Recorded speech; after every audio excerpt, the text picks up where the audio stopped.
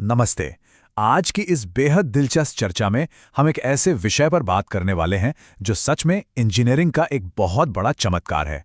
आज हम स्टीम और गैस टरबाइन के पीछे उस शानदार इंजीनियरिंग के रहस्यों से पर्दा उठाएंगे जहां भारी भरकम मशीनरी और हमारे इलेक्ट्रिकल ग्रिड की भौतिकी एक साथ मिलकर काम करती हैं।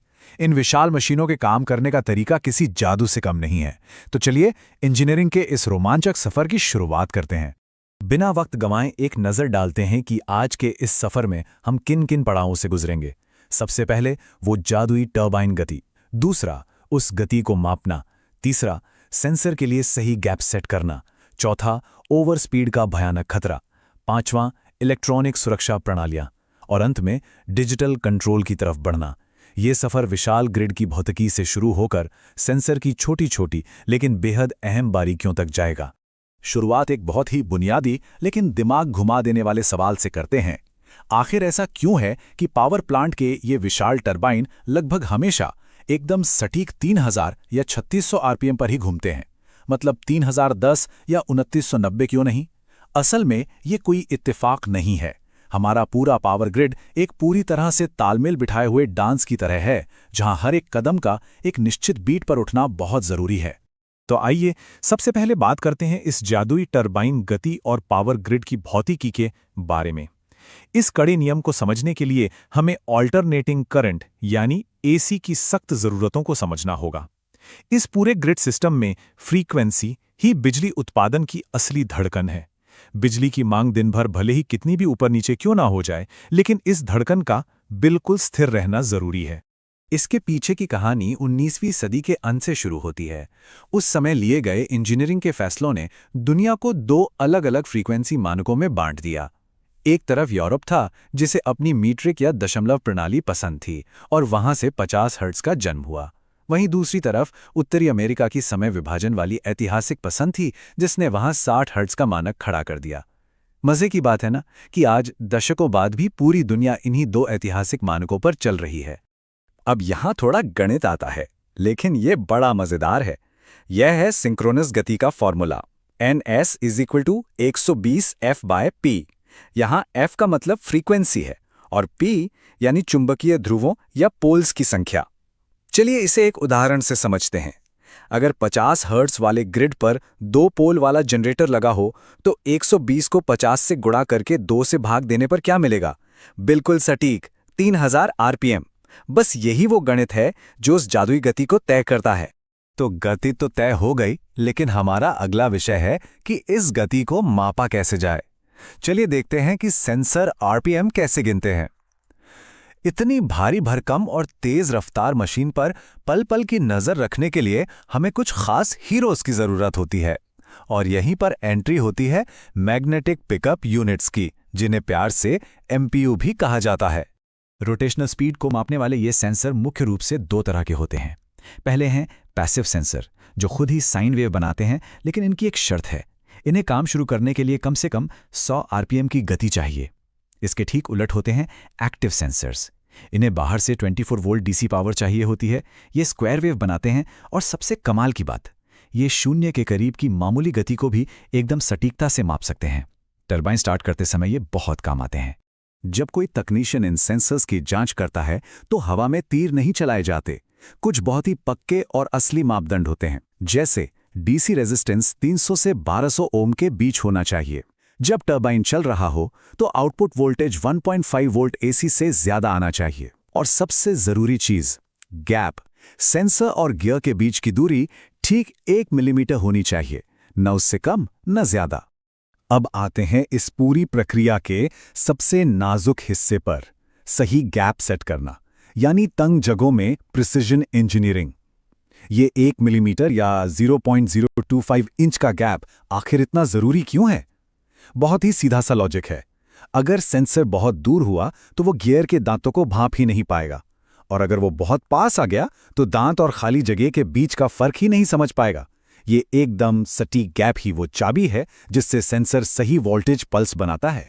कई बार मशीन के अंदर जगह इतनी कम होती है कि नापने का कोई फीलर गेज वहां घुस ही नहीं पाता। ऐसे में इंजीनियर एक बेहद ही शानदार और चालाक तरीका अपनाते हैं, जिसे काउंटिंग द फ्लैट्स कहते हैं।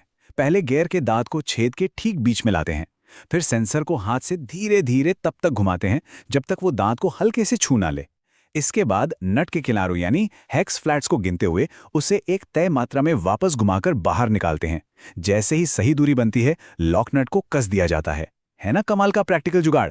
सब कुछ बेहतरीन चल रहा है, लेकिन क्या हो अगर ये गति बेकाबू हो जाए? हमारा अगला विषय है ओवर स्पीड का खतरा, जब सीमाएं टूट जाती हैं।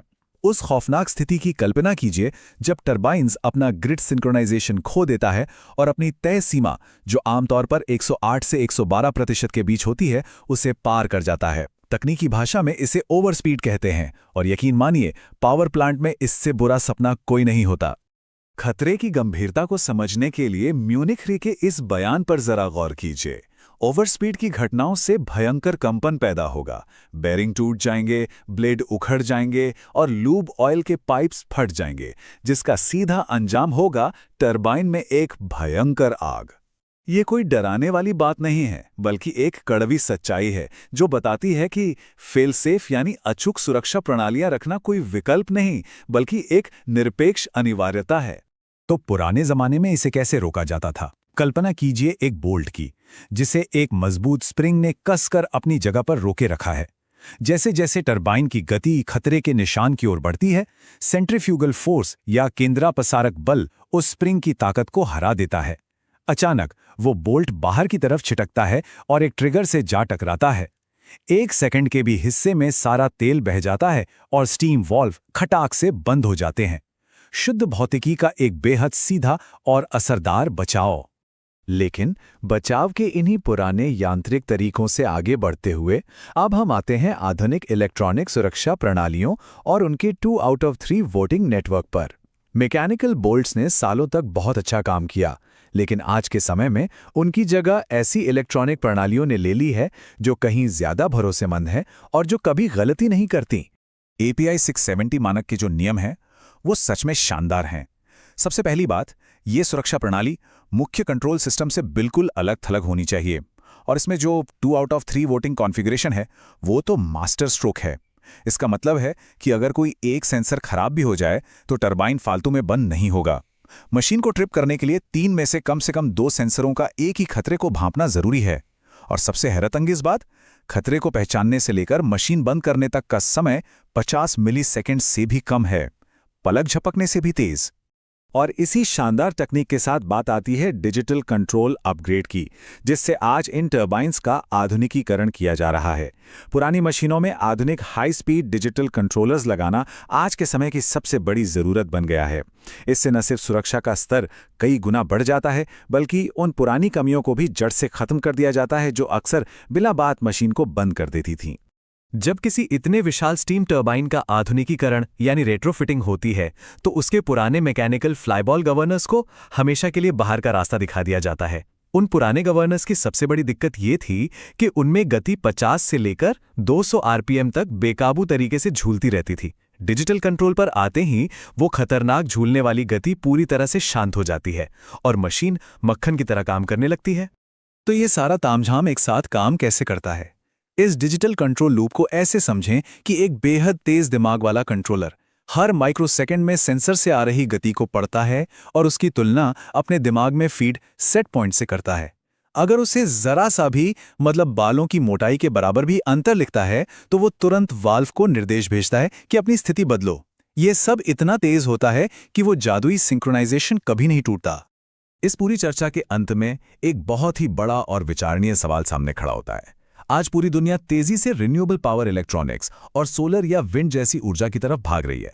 ऐसे में क्या सिंक्रोनस संचालन के ये भौतिक नियम जो एक सदी पहले बनाए गए थे, भविष्य के इस नए ग्रिड को भी ऐसे ही चलाते रहेंगे, या फिर हम ऊर्जा उत्पादन की एक बिल्कुल नई भौतिकी देखने वाले हैं? ये एक ऐसा सवाल है जो आने वाले कल को आकार देगा। इंजीनियरिंग के इस अद्भुत सफर में साथ बने रहने के लिए बहुत बहुत धन्यवाद।